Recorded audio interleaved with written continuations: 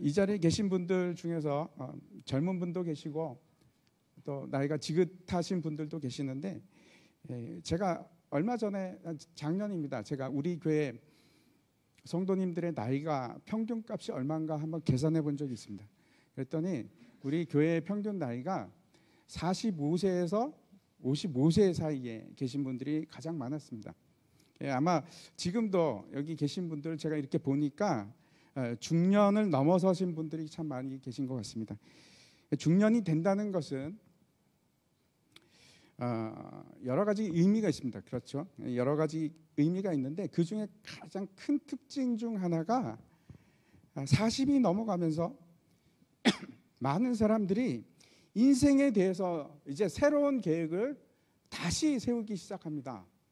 궤도 수정을 하기 시작합니다. 우리가 잘 알고 있듯이 논어에서는 이제 40을 불혹이라고 하지 않습니까? 불혹이라는 뜻이 사물의 이치를 터득하고 이제 세상 일에 흔들리지 않는다. 그 말이 이제 불혹이라는 뜻입니다. 어쩌면 사물의 이치를 발견했다는 것이 이런 것 같습니다. 세상이 그리 만만한 상대가 아니구나. 내가 세상을 너무 얕보지 않았을까? 그것을 깨우치는 것이 어쩌면 그 세상의 이치를 깨우친 것이 아닌가 하는 생각을 제가 해봤습니다. 조사 결과에 의하면은 40이 넘어가는 중년일 때, 여러분 아십니까? 40이 넘어가는 중반 때 가장 불행하다고 생각을 합니다. 사람들이. 그 이전도 그 이후도 그렇지 훨씬 더 그 이전과 이후보다 훨씬 더 불행하게 생각하는 때가 중년의 때입니다. 왜 그럴까요? 아마 세상이 정말 녹록치 않구나, 만만치 않구나 하는 것을 알아가는 나이가 되지 않아 그래서 그런지 아닌가 이렇게 생각을 합니다. 제가 한번 여러분 질문을 드리겠습니다. 여러분의 인생의 목표는 무엇입니까? 여러분 무엇을 위해서 달려가고 계십니까? 다른 질문을 하나 제가 드리겠습니다. 한번 생각해 보시기 바랍니다. 여러분이 어릴 때 아니면 청년기 때 꿈꾸던 그 꿈을 지금 여러분 성취하고 계십니까? 아니면 그 꿈을 향해서 지금도 여전히 달려가고 계십니까? 어떻게 생각하십니까? 저의 경우는 전혀 다른 길로 지금 가고 있습니다. 전혀 이런 꿈을 꾼 적은 없습니다. 제가 목사가 되리라고 생각했던 적은 없었습니다. 어쩌면 바로 지금이 여러분에게 있어서 여러분의 인생을 다시 계획을 수정하고 새로운 계획을 세우기 시작해야 되는 시점이 오늘 이 순간부터가 아닐까. 여러분 곰곰이 오늘 이 시간에 한번 같이 생각해 봤으면 좋겠습니다. 우리가 사는 동안에 무엇이 우리를 행복하게 할 것인가? 여러분 우리를 행복하게 하는 것이 어떤 것입니까? 20대하고 30대 사람들에게 질문을 했습니다. 가장 중요한 인생의 목표는 당신에게 있어서 무엇입니까? 라고 질문을 했습니다. 그럼 뭐라고 대답을 했을까요? 80%의 사람들은 부자가 되는 것이라고 얘기했습니다. 내 인생의 목표는 부자가 되는 것입니다 라고 대답한 사람이 80%입니다. 여러분도 아마 지금 그렇게 내 생각이랑 같네 이렇게 생각하시는 분이 계실 겁니다. 그런데 저 80%의 돈이 내 인생의 목표라고 생각했던 사람들 중에 다시 물어봤습니다. 그러면 저것 말고 또 다른 인생의 계획이 있습니까? 인생의 목표가 또 있습니까? 이렇게 물어봤더니 그 중에 50%의 사람들이 무슨 얘기를 했냐면 저 다른 계획은 유명해지는 것입니다. 이렇게 대답을 했다고 합니다. 50%가. 80%의 사람들 중에서 다시 그 중에 50%는 내 인생의 목표는 부자가 되는 것이고 또 유명해지는 것입니다 라고 대답을 한 겁니다. 여러분 세상이 우리에게 주는 메시지는 너무나 분명합니다. 어떤 건가 하면 계속해서 열심히 일하고 계속해서 성취 욕구를 향해서 나아가고 더 많은 것을 노력해서 더 많은 성취를 해라. 끊임없이 우리가 들어왔던 이야기들입니다. 어릴 때부터 지금까지 계속해서 그것들을 추구하라고 세상은, 여러분도 그렇게 느끼시죠? 우리에게 지금도 계속 압박을 줍니다. 저게 맞아. 저렇게 사는 게 인생이야. 여러분, 아마 여러분도 지금 여러분 자녀에게 저런 압박을 주고 있는지 모르겠습니다. 그래, 유명해져야 되고 너는 많은 것을 가져야 돼. 그러고 있지 않으십니까?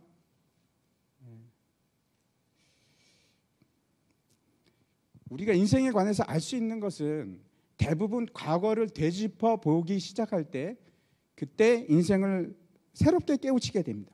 근데 문제는 이겁니다.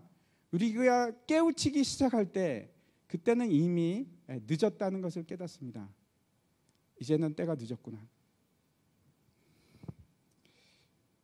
그 아담 라이프치히라는 분이 계시는데, 저분입니다. 저분이 그 영화를 프로듀싱 하는 사람입니다. 프로듀서인데 굉장히 유명하신 분입니다. 미국에 있는 예일 대학교를 나왔습니다. 이제 이분이 하시는 말씀이 동창생들을 만나는데 대학교 동창생을 20년 만에 만났다고 합니다. 근데 잘 아시죠? 이 예일 대학교가 참 좋은 학교고 그 동창회에 참석했던 모든 사람들이 쟁쟁한 사람들이었습니다. 우리가 잘 알고 있는 트럼프 대통령도 예일 대학교 출신입니다. 그렇죠? 다 높은 교육을 받았고 다 많은 것을 가지고 좋은 직업을 가지고 좋은 집을 꾸미고 있었고 좋은 차를 가지고 있었고 부유한 생활을 하는 그런 사람들입니다. 권력을 가지고 있었고. 그런데 이분이 발견한 것은 너무나 이상한 결과입니다. 그 사람들은 다 행복할 것 같았는데, 놀라지 마십시오.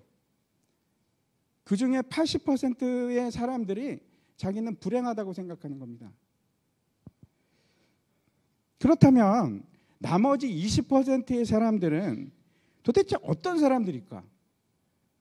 80%의 그 모든 것을 가졌다고 생각하는 사람들이 다 불행하다고 생각하는데, 그 나머지 20%의 사람들은 도대체 무슨 사람들일까? 어떤 사람들일까? 여러분, 돈이 더 많아지면 행복하다고 생각하십니까? 그러면 우리나라에서 제일 행복한 사람은 정해져 있습니다. 삼성 그룹 이건희 회장이 가장 행복한 사람이 되어야만 합니다. 근데 여러분 그렇게 생각하십니까? 만약에 가장 유명하거나 가장 권력을 많이 가진 사람이 가장 행복하다고 하면 당연히 대통령이나 아니면은 유명 탤런트가 되거나, 여러분 생각해 보십시오. 그 사람들이 정말 행복할까요? 대통령이 행복하다고 생각하는 사람은 아마 아무도 없을 거라고 생각합니다. 만약 여러분이 행복해지길 원한다면 어쩌면 서점에 가서 행복에 관한 책들을 찾아보는 것이 굉장히 좋은 방법 중에 하나일 거라고 생각을 합니다. 제가 한번 찾아봤습니다. 서점에서, 인터넷 서점에서 행복이라는 키워드를 가지고 책을 한번 찾아봤더니 쫙 이렇게 나오는데 9,700권이 나왔습니다. 대단하죠? 그 중에 이런 책들도 있었습니다. 미운 남편과 행복하게 사는 법도 있고 나쁜 와이프가 행복하다, 이런 책도 있었습니다. 제가 뭐 오해하지 마시기 바랍니다. 이 책들을 제가 폄하하려고 하는 마음은 추호도 없고 그냥 제목이 재밌어서, 저런 행복을 얘기하고 행복해지는 방법을 얘기하는 책이 9,700권이나 있었습니다.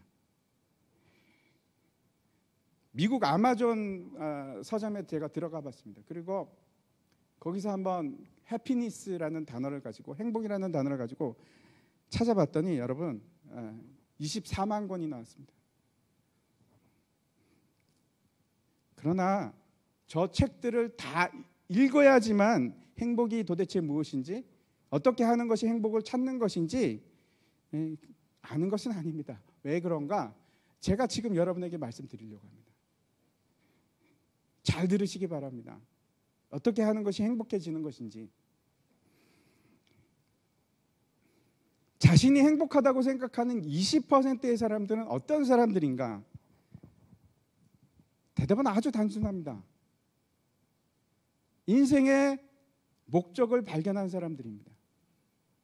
인생의 의미가 무엇인지 깨달은 사람들입니다. 그 차이입니다. 좀 더 정확하게 제가 말씀을 드린다면, 많은 사람들이 인생의 목표는 행복을 추구하는 거라고 생각을 했는데, 그리고 그 행복을 추구하는 방법은 성공하는 것이라고 생각을 했는데, 아니요, 그렇지 않은 겁니다. 저 책들이, 모든 책들이 다 또 동일하게 얘기합니다. 여러분, 우리의 삶은, 여러분 한번 과거를 한번 생각해 보시기 바랍니다.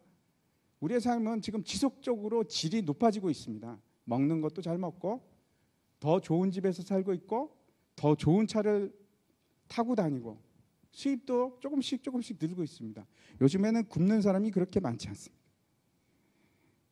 그런데 이전에 비해서 모든 것이 다 지금 나아지고 있는데도 불구하고 통계 자료를 보면 최근 30년 동안 가장 자살률이 높아지고 있습니다. 특별히 우리나라는 OECD 국가 중에서 아시죠? 가장 높은 자살률을 기록하고 있는 나라입니다. 더 많은 희망이 있을 것 같은데, 더 많은 가진 것이 더 많아지고 더 질이 높은 삶을 살고 있는데도 불구하고 더 많은 사람들이 지금 우울증을 앓고 있고, 더 많은 사람들이 외로워하고, 더 많은 사람들이 좌절 속에서 살아갑니다. 사람들이 절망하게 되는 원인이 무엇인가? 저 책들이 얘기합니다. 행복하지 않아서가 아니고, 여러분, 무언가 부족하기 때문에 절망감을 느낍니다. 행복하지 않아서가 아니고 부족한 것 때문에 느끼는 겁니다. 많은 이제 심리학자들이 행복감이라는 것은 어떤 것인가? 안정감이 있고 평안하고 기분이 좋은 상태. 그걸 이제 행복감이라고 정의를 하는데, 여러분, 인생의 의미라는 것은 훨씬 더 심오한 문제입니다. 삶의 의미라는 것은 내가 무언가를 가지는 것이 삶의 의미가 되지 않습니다. 진짜 삶의 의미는 내가 가지는 것이 아니고, 내가 사랑 안에서 유대감을 가지고, 소속감을 가지고, 그리고 누군가를 위해서 봉사하는 삶을 살아갈 때, 그때 삶의 의미를 발견하게 됩니다. 놀랍지 않습니까? 행복의 핵심은 뭔가 하면, 내가 많은 것을 가진다고 행복해지는 것이 절대 아니고, 내가 주기 시작할 때 행복해집니다. 누군가를 위해서 내가 봉사하기 시작할 때 그때 행복해지기 시작하는 겁니다. 이상하죠? 그런데 저 책들이, 모든 책들이 똑같이 동일한 얘기를 하고 있습니다. 삶의 의미는 주는 것이다. 이런 겁니다. 예를 들어서 어떤 사람이 여러분의 직업을 물어보면 보통은 당황스럽습니다. 그렇죠? 내가 뭐라고 얘기를 할까? 아주 좋은 방법이 있습니다. 여러분이 가장 마지막에 했던 걸 얘기하면 됩니다. 어떤 사람은 이렇게 얘기할 겁니다. 여러분, 어떤 사람이 여러분에게 와서 혹시 당신은 무슨 일을 하십니까? 이렇게 물어보면, 예, 저는 교사입니다. 아니면 저는 뭐 간호사입니다. 이렇게 대답할 수도 있겠고, 아니면 저는 사업을 하고 있습니다. 또는 나는 직장에서 일하고 있습니다. 이렇게 대답하지 않습니까? 그런데 삶의 의미를 발견한 사람은 다른 생각을 가지고 있습니다. 전혀 다른 생각을 가지고 있습니다. 당신은 무슨 일을 합니까? 그럴 때, 예, 저는 아이들에게 꿈을 심어주는 일을 하고 있습니다. 교사지만 그렇게 생각을 하는 겁니다. 당신은 무슨 일을 하고 있습니까? 예, 저는 사람들에게 맛있는 식사를 제공하기 위해서 노력하는 사람입니다. 식당을 하고 있지만 그 사람의 삶의 목표는 돈을 버는 것이 아니고, 내가 무언가를 가지려고 하는 것이 아니고, 어떻게 하면 저 사람들을 내가 섬길까? 그러한 사람들이 행복을 찾는 사람들입니다. 삶의 의미가 무엇인지 아는 사람들입니다. 당신은 무슨 일을 합니까? 예, 저는 많은 사람들이 편리한 핸드폰을 가지고 서로 대화할 수 있도록 최선을 다해서 제가 그걸 노력해서 만들어내는 사람입니다. 여러분 그런 생각을 가지고 계십니까?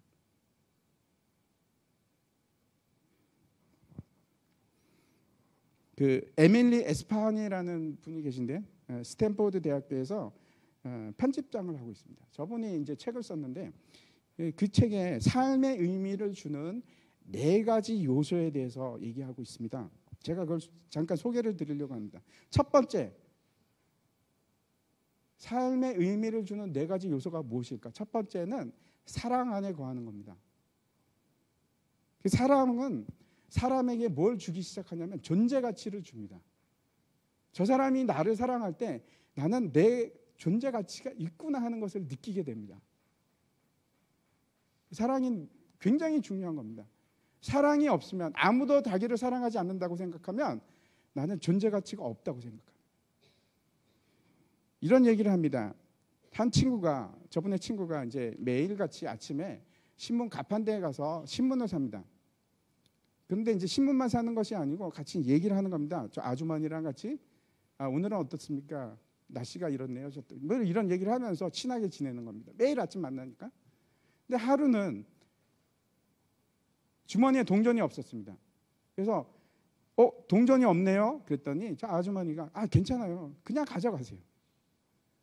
그랬더니 저분이 아니요, 그럴 수 없습니다. 그리고 옆에 있는 가게로 달려가서 전혀 쓸모도 없는 잔돈을 만들기 위해서 쓸모도 없는 물건을 사서 그리고 다시 가판대로 갔습니다. 그리고 돈을 주면서 신문을 주십시오. 그랬더니 저 여자분이 슬픈 표정을 지으면서 고개를 숙이는 겁니다. 왜 그럴까요? 상처를 받아서. 자신의 존재 가치에 대해서 입증이 안 되니까. 저분으로부터 나는 존재 가치가 없다고 생각하니까. 두 번째 요소는 목적입니다.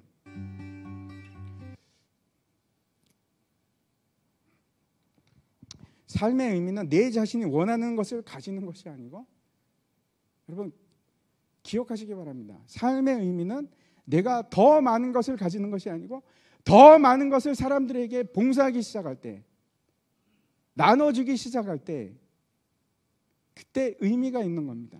내 존재 가치가 분명하게 드러나는 겁니다. 여러분의 삶의 의미는 지금 어디서 찾고 있는지 다시 한번 점검해 보시기 바랍니다. 나는 사랑 안에서 거하려고 노력하고 있는가? 내 삶의 목표는 내가 가지려고 하는 것인가? 아니면 주려고 하는 건가? 내가 교사가 된 목적이 돈을 벌기 위한 건가? 아니면 아이들에게 꿈을 키워주기 위해서 나는 그 일을 하는 사람인가?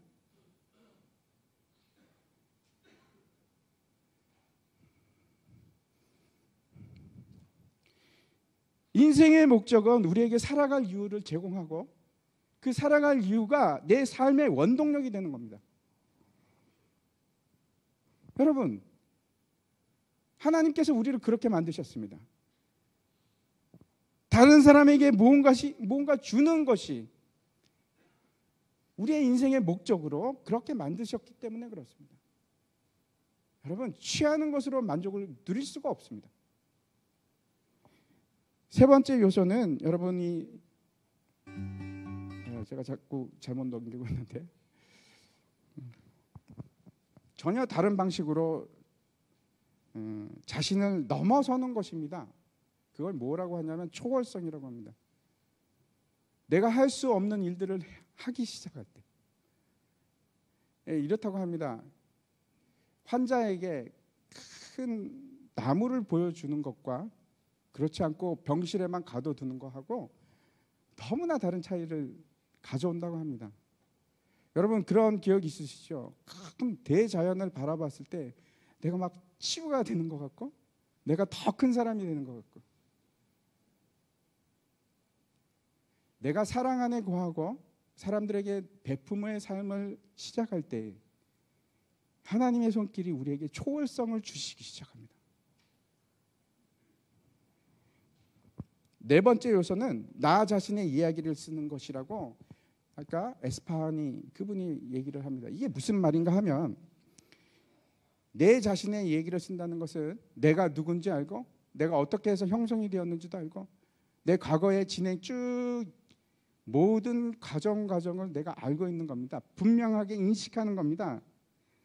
그래서 내 얘기를 쓸 수가 있습니다. 나는 어떤 사람이고 내 얘기를 수정할 수도 있고 해석할 수도 있고 앞으로 어떻게 전개시킬 수도 있고 여러분, 여러분의 이야기는 다른 사람이 쓰는 것이 아니고 여러분이 쓰는 겁니다. 여러분 그런 생각을 해보셨습니까? 내 얘기는 내가 써나가야지. 그렇다고 해서 사실을 떠나서 허황된 얘기를 하라는 것이 아닙니다. 사실에 입각해서 재해석을 하는 겁니다. 왜 이 고통이 있었을까? 왜 이런 어려움이 나에게 있었을까? 재해석을 하는 겁니다. 내 얘기를 내가 써내려가는 겁니다. 담담하게.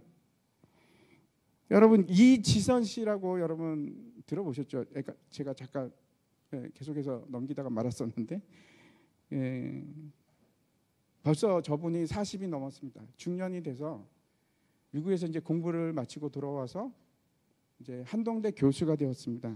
그 대학교 4학년 때 교통사고를 만났는데 음주운전하던 분이 교통사고를 내 가지고 불이 나지 않습니까? 그래서 전신에 5도 화상인가 있고 사경을 헤매고 무려 40번을 수술을 합니다.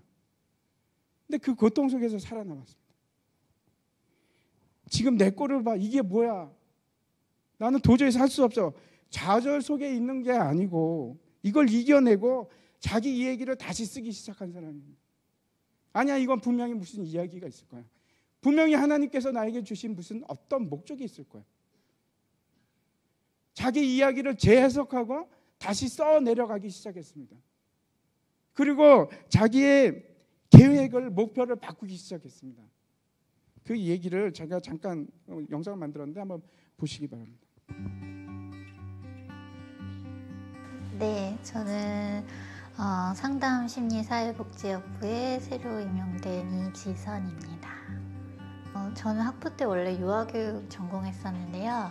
이제 그런 중에 대학교 4학년 때 이제 사고가 있었고 그 이후로 제가 새로운 그 전에 알지 못했던 것들을 이제 경험하게 되고 알게 됐어요. 근데 그때 제가 본 것들은 세상에 참 아프고 어려운 사람들이 많다는 걸 알게 됐고 또 제가 그런 사람이 되어 보았고 근데 그런 과정 중에 누군가 손 내밀어 주지 않으면 혼자 일어설 수 없는 상황들이 있다는 걸 알게 됐어요. 근데 제게는 굉장히 이렇게 내밀어준 손들이 참 많이 있었고 그 손을 잡고 일어서서 이렇게 또 올 수 있었는데 그런 과정들을 겪으면서 나도 누군가에게 그렇게 손 내밀어 줄 수 있는 사람 되고 싶다. 혼자 일어설 수 없는 사람들에게 그런 마음을 품게 됐어요. 동굴이라고 느껴질 때 가장 힘들었던 게 그냥 이게 다인가 보다. 여기가 끝인가 보다. 그런 마음이 절망을 가져다 주는 것 같아요. 근데 멈추지 않아야 하거든요. 그럴 때 저 스스로 절대로 거기가 끝이라고 지금 있는 내 모습이 전부라고 단정하지도 말고 판단하지도 말고 그냥 좀 조금만 더 힘을 내서 그냥 조금만 더 움직여봤으면 좋겠어요. 제가 그런 시간들을 지나고 와봤더니 이제 많은 인터뷰에서도 얘기했지만 분명히 인생이라는 것은 또 고난이라는 것은 특히나 우리 크리스찬들에게 하나님 결코 그것을 동굴로 허락하는 것이 아니라 분명히 터널이었기 때문에 그냥 멈추면 안 되는 것 같아요. 조금만 더 걸어 나오면 빛이 이렇게 막 끝에서 보이거든요. 그걸 따라 나오면 되니까 깜깜하다고 주저앉아 있지 말고 조금만. 근데 혹시 옆에 그런 친구들이 있으면 같이 좀 손잡아주고 등 두들겨 가면서 같이 좀 나왔으면 좋겠어요. 네, 저 이지선 씨는 자기 얘기를 다시 쓰면서 이제는 남을 돕기 위한 사람이 되었습니다. 앞에서 제가 말씀드린 에밀리 에스파니라는 분은 그 예수를 믿는 사람이 아닙니다. 그런데 그 네 가지 요소를 얘기를 했는데 너무나 정확하게 성경이 얘기하는 거와 일치합니다. 성경은 그렇게 얘기하고 있습니다. 그가 얘기했던 것이 다시 한번 제가 말씀드리면 사랑 안에 거하는 것, 그리고 남을 위해서 내 인생을 쓰고 거기서 의미를 발견하고, 그리고 초월성을 가지기 시작하고, 다시 말씀드려서 하나님의 손길을 느끼기 시작하고, 그리고 자기 인생을 다시 써가는 겁니다. 하나님을 인격적으로 만난 모든 사람이 동일한 얘기를 합니다. 삶이 바뀌고, 그전에는 나 자신을 위해서 살아가는 사람이었는데 이제 다른 사람을 위해서 살아가는 목적이 바뀝니다. 그 그리스도의 사랑 안에 거하고 다른 사람들을 섬기기 시작하고, 그리고 하나님의 손길을 느끼면서 내 인생을 새롭게 만들어가는 겁니다.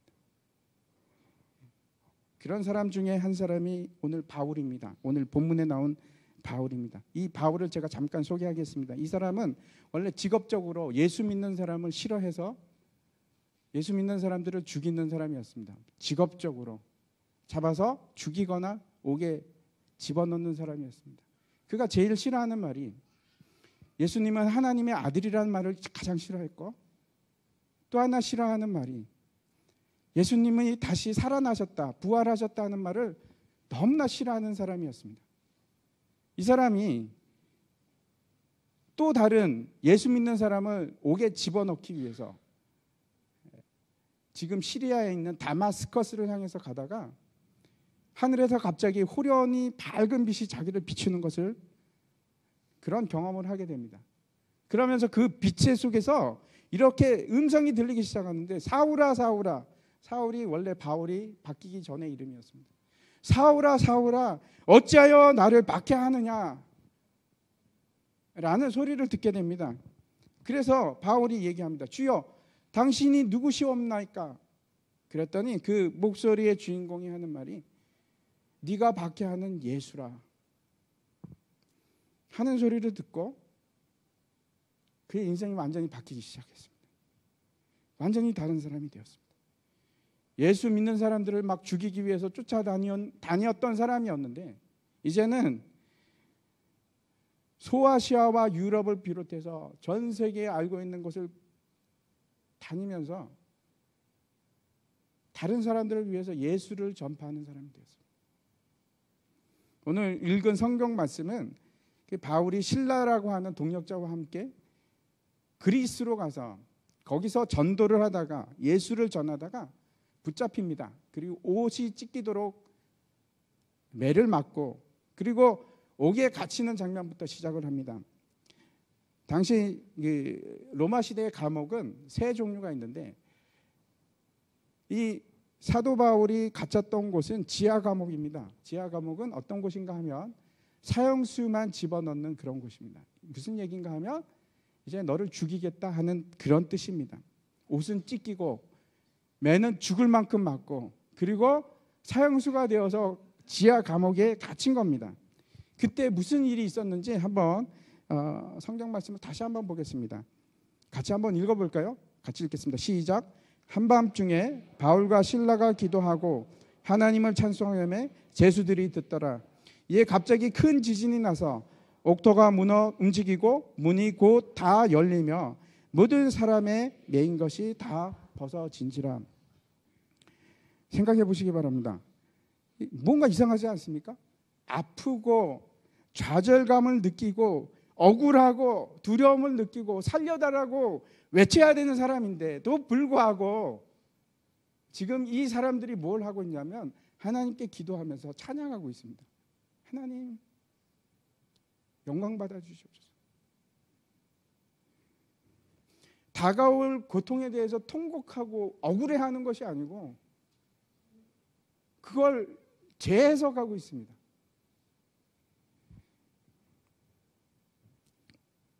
도대체 이 사람들은 뭔가? 미친 사람들 아닌가? 간수가 어떻게 생각했을까요? 저 미친 놈들 죽을 것도 모르고 지금 노래를 하고 있어? 라고 생각을 했을 겁니다. 예수 안 믿는 사람들이 예수 믿는 사람 보면 다 미친 사람처럼 보이는 것이 정상적입니다.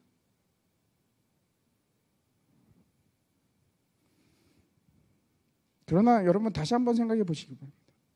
무엇이 그들에게 그렇게 강한 힘을 주었을까? 도대체 이게 뭘까? 왜 그럴까? 앞에서 우리가 이 지선 씨를 잠깐 보았지만 그런 험난한 과정에서 왜 좌절하지 않고 저렇게 남을 도우려고 할까?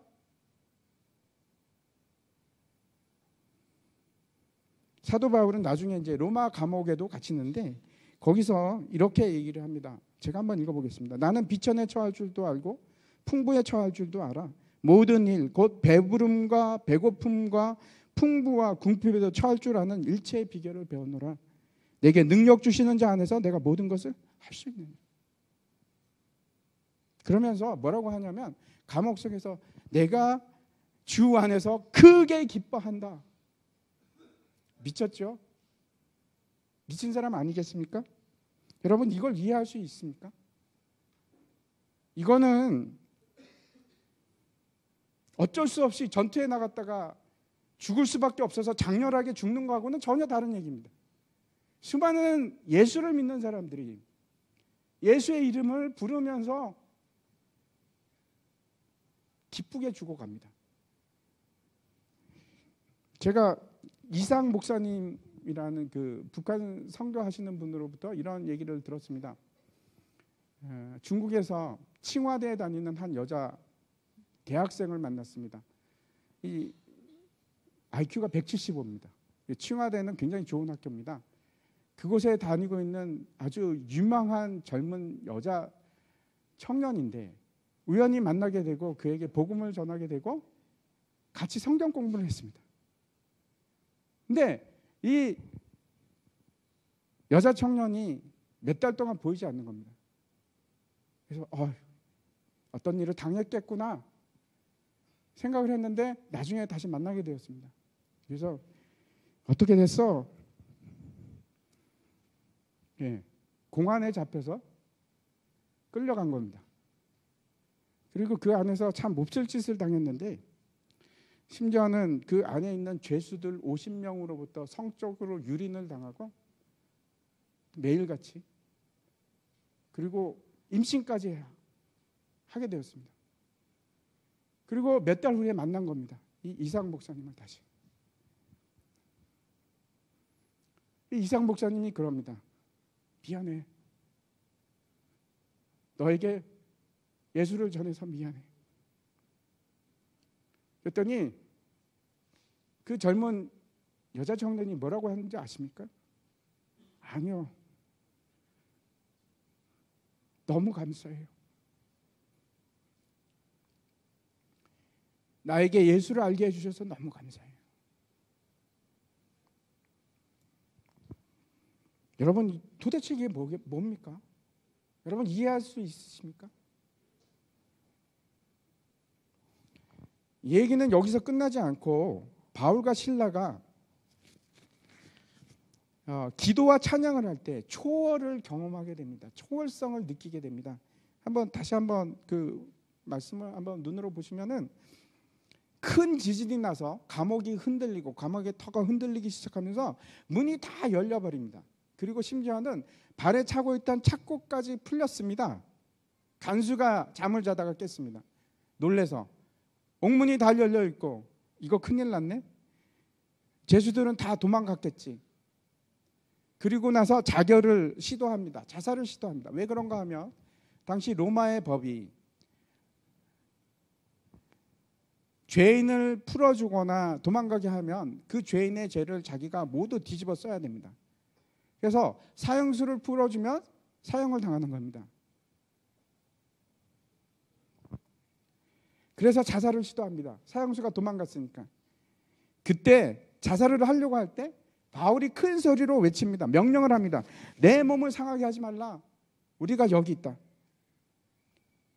그때 간수가 뭘 느끼기 시작했냐면 하나님의 두려우심을 느끼기 시작합니다. 그리고 그 바울 앞에 무릎을 꿇습니다. 인간의 힘으로 일어나지 않은 것을 분명하게 알게 된 겁니다. 그리고 무릎을 꿇고 선생님, 어떻게 해야지 구원을 얻을 수 있습니까? 두려워해야 할 사람들은 바울과 실라였는데 진짜 두려워한 사람은 그 간수였고, 감옥에 갇힌 사람들은 바울과 실라였는데 진짜 쇠사슬에 막 묶여서 움직이지 못했던 사람은 누구였는가 하면 간수였습니다.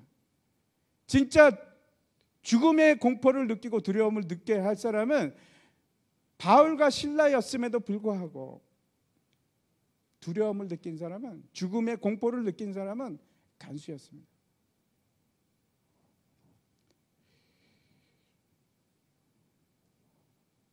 그때 바울이 이렇게 얘기합니다. 같이 읽었으면 좋겠습니다. 같이 읽겠습니다. 시작. 이르되 주 예수를 믿으라. 그리하면 너와 내 집이 구원을 받으리라 하고. 여러분 혹시 죽음에 대해서 두려움을 느껴보신 적 있으십니까? 저는 많이 느껴봤습니다. 근데 두 가지 이유입니다. 왜 두려움을 느끼는가?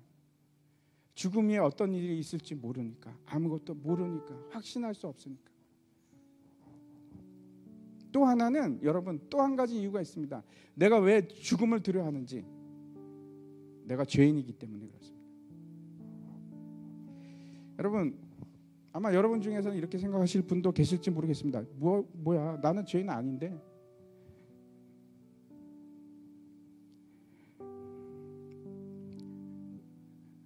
죄인이 아니라고 생각하는 이유는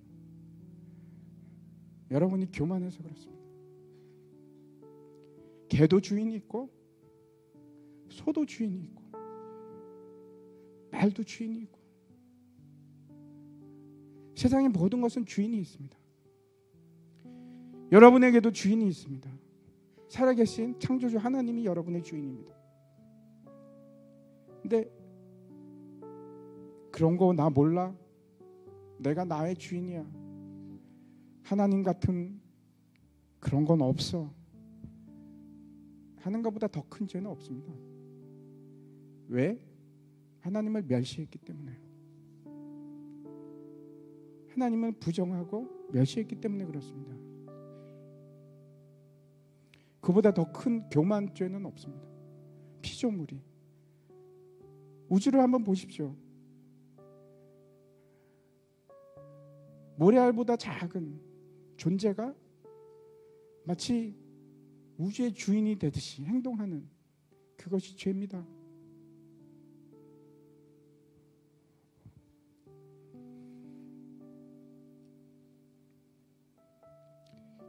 그래, 그렇다고 칩시다. 그래도 나는 이렇게 생각합니다. 하나님을 뭐 꼭 믿어야 되나요?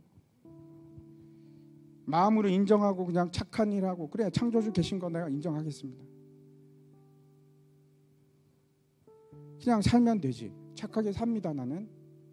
그게 무슨 상관이 있습니까? 절에 가건 성당에 가건 아무것도 안 믿던 착하게 살면 되지. 꼭 예수님을 믿어야 하나요?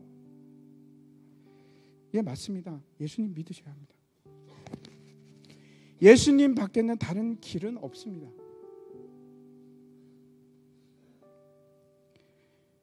예수님을 믿으셔야 합니다. 왜냐하면 하나님을 무시하고 멸시했던 그 죄를 사할 수 있는 유일한 길이 예수님밖에 없기 때문에 그렇습니다. 여러분, 죄는 아무리 여러분이 선한 일을 한다고 해서 사라지지 않습니다. 평생을 내가 선하게 살다고 할지라도 갑자기 도둑질을 하거나 거짓말을 하거나 아니면 욱한 심정에 사람을 죽였다고 하면, 여러분 그 전에 어떻게 살았건 상관이 없습니다. 여러분은 죄인입니다. 죄를 받으셔야 합니다.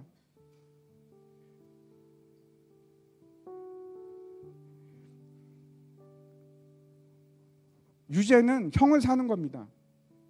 그리고 성경은 얘기하기를 모든 죄의 결과는, 죄값은 사망이라고 얘기합니다.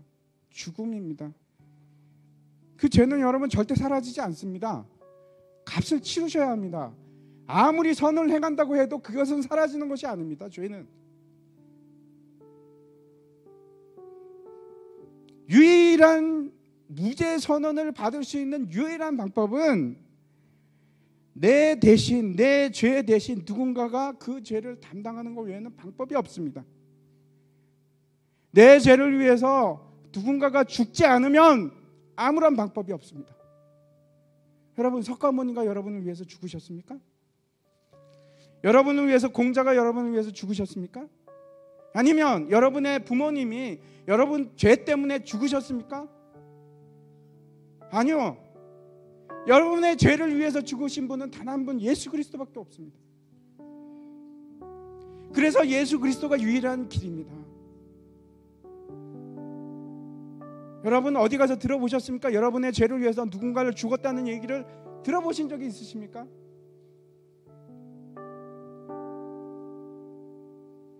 아무도 없습니다. 베드로전서 2장 24절에 이렇게 얘기합니다. 친히 나무에 달려 그 몸으로 우리 죄를 담당하셨으니 이는 우리로 죄에 대하여 죽고 의에 대하여 살게 하려 하심이라. 그가 채찍에 맞음으로 너희는 나음을 얻었나니.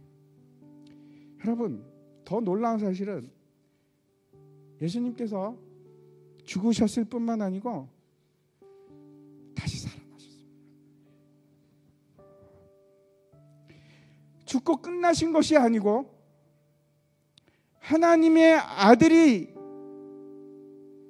지금도 살아계신 하나님이 되셨습니다.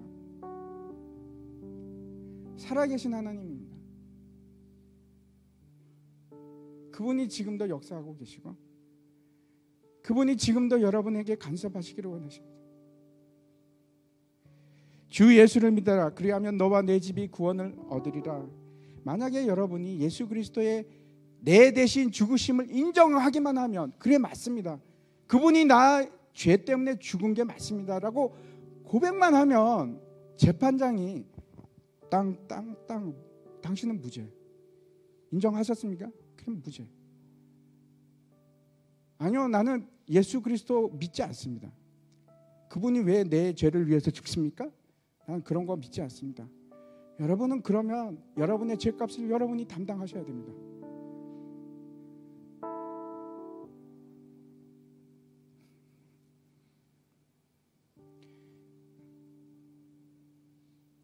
여러분이 예수 그리스도가 내 죄를 담당하고 죽었다는 것을 확인하고 인정했기 때문에 더 이상 형벌을 받지 않는 겁니다. 여러분이 지금 청년의 때이건 중년의 때이건 아니면 이제 나이가 들어서 노년의 때라고 할지라도 상관이 없습니다.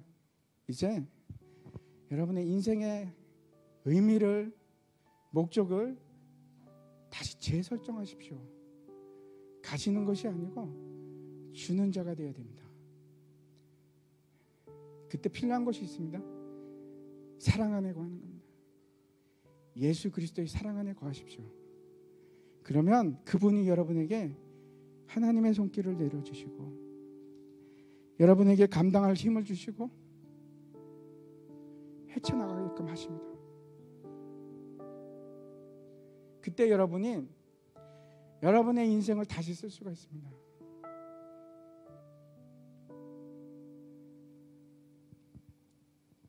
예수님께서 이렇게 말씀하십니다. 수고하고 무거운 짐진 자들아 다 내게로 오라. 내가 너희를 쉬게 하리라. 예수님의 사랑 안에 거할 때 우리는 목적을 발견할 수 있고 그 목적의 인생의 의미를 발견할 때 하나님의 손길을 느끼기 시작합니다. 여러분에게도 동일하게 임하십니다. 그리고 그때 여러분의 삶 전체가 완전히 바뀝니다. 전혀 다른 삶을 살 수가 있습니다. 그 인생의 얘기를 다시 쓰십시오. 제가 이 시간에 잠깐 여러분 같이 조용히 눈을 감고 입을 벌려서 기도하지 않더라도 마음으로 같이 따라서 기도했으면 좋겠습니다. 하나님은 살아계십니다. 지금 이 시간에도 여러분이 돌아오시기를, 예수 그리스도를 인정하시기를 하나님께서는 원하십니다. 그리고 여러분을 변화시키기를 원하십니다. 삶이 바뀔 겁니다. 내 삶이 전혀 다른 삶이 될 것입니다. 그 보증이 누군가? 예수 그리스도십니다. 그분이 죽으셨고 살아나신 것은 하나님의 우리에 대한 사랑의 확증입니다. 여러분이 지금 만약에 저도 그 예수님을 인정하고 싶습니다. 내 죄를 사하여 주시옵소서. 내가 예수 그리스도를 내 주님으로 맞이하겠습니다 라고 하는 순간 성령님께서 여러분 속에 임하실 겁니다. 그리고 여러분은 이제 전혀 다른 삶을 살아갈 수가 있습니다. 제가 대표로 기도하겠습니다. 함께 마음으로 고백하셨으면 좋겠습니다. 하나님, 저는 하나님을 떠나 살았고 하나님이 없다 고 말했던 죄인입니다. 그리고 인생을 허비했습니다. 그래도 이제 남은 인생을 제대로 살고 싶습니다. 힘든 세상을 살아왔습니다. 고통과 아픔 속에서 살아왔습니다. 힘들었습니다. 하지만 하나님의 사랑 안에서 나를 다시 회복시켜 주시옵소서. 일어나게 하여 주시옵소서. 나의 삶을 변화시켜 주시옵소서. 나를 받아 주시옵소서. 내 속에서 주님의 사랑으로 나를 회복시켜 주시옵소서. 감사합니다. 예수 그리스도 이름으로 기도합니다.